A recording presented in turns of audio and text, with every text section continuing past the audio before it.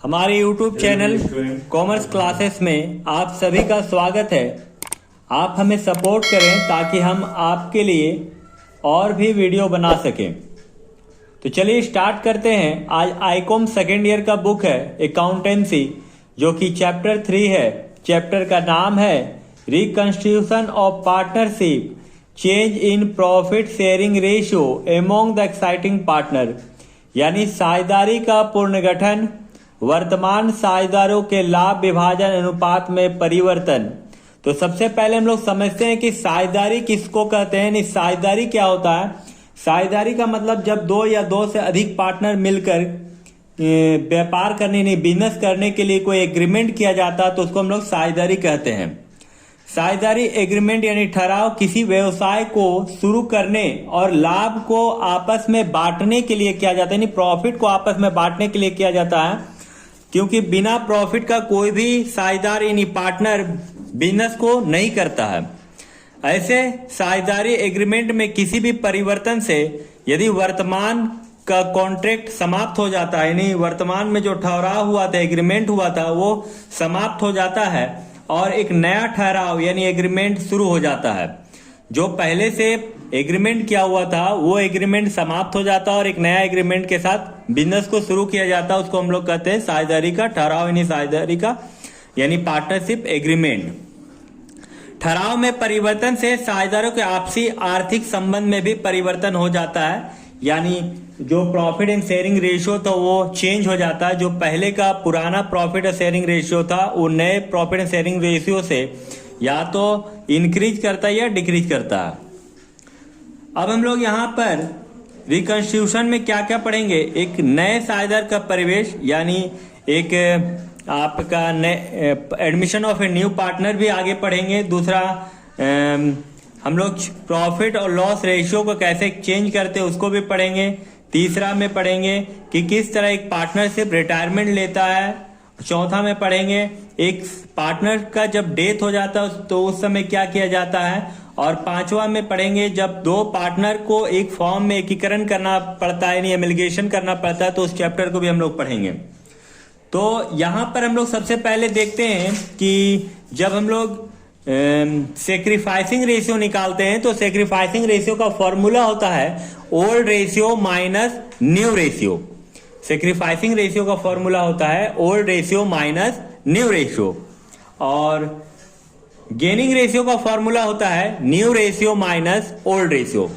फिर से बता दें कि गेनिंग रेशियो का फॉर्मूला होता है new ratio minus old ratio. तो चलिए अब हम लोग लेट ना करते हुए इस चैप्टर का पहला क्वेश्चन बनाते हैं। तो पहला क्वेश्चन ध्यान से देखिएगा कि किस तरह बनता है। क्वेश्चन नंबर 1 में कह रहा है, जो पहला क्वेश्चन है वो बोल रहा है C and D share profit and losses in the ratio of 2:1 with effect from 1st April 2010 they agree to share profit equally, calculate the sacrificing ratio and gaining ratio। यहां पर बोल रहा है सी और डी दो पार्टनर है, तो हम लोग लिखेंगे यहां पर, ध्यान से देखिएगा क्वेश्चन की ओर। पार्टनर जो है वो सी है और डी है। ओल्ड रेशियो यानी पुराना अनुपात आपका दिया हुआ है 2 और 1।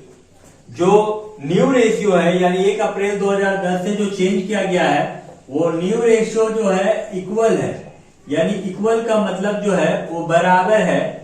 तो यहां पर आपको क्या करना है, यहां पर आपको गेनिंग और सेक्रीफाइसिंग रेशियो निकालना है। तो चलिए सबसे पहले हम लोग सेक्रीफाइसिंग रेशियो का फॉर्मूला लगाते हैं। Sacrificing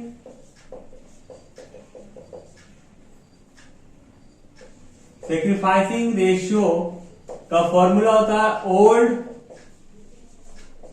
ratio minus new ratio.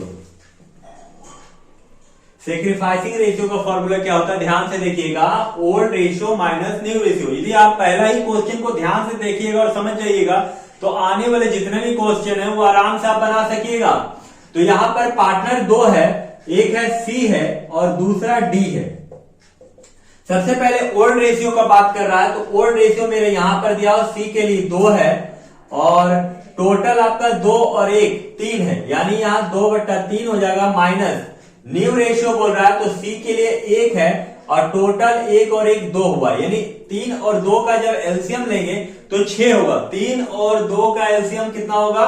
6 होगा। क्रॉस मल्टीप्लाई करना है, यानी 2 को 2 से गुना करेंगे तो 4 होगा और 3 को 1 से गुना करेंगे तो 3 होगा, यानी 4 में से 1 माइनस हो जाएगा तो 1/6 होगा। ये आपका सेक्रीफाइसिंग रेशियो निकला है। किसका? सी का। डी का आते हैं तो डी के लिए ओड रेशियो 1 है और टोटल 2 और 1 3 है। टोटल कितना है? 3 है। न्यू रेशियो में आते हैं तो डी के लिए 1 है और यहाँ टोटल 1 और 1 2 है। यदि हम लोग यहाँ देखेंगे तो एलसीएम लेंगे तो 6 होगा। 2 को क्रॉस मल्टीप्लाई करेंगे, 2 को 1 से गुना करेंगे तो 2 होगा और 3 को 1 से मल्टीप्लाई करेंगे तो 3 होगा, यानी 2 में से 3 जाएगा तो आपका -1/6 होगा। जहां माइनस लगेगा, यानी आप जब सेक्रीफाइसिंग रेशियो का फॉर्मूला लगा रहे हैं और सेक्रीफाइसिंग रेशियो का फॉर्मूला लगाने के बाद जब माइनस में आए आंसर तो उसको हम लोग गेनिंग रेशियो कहते हैं।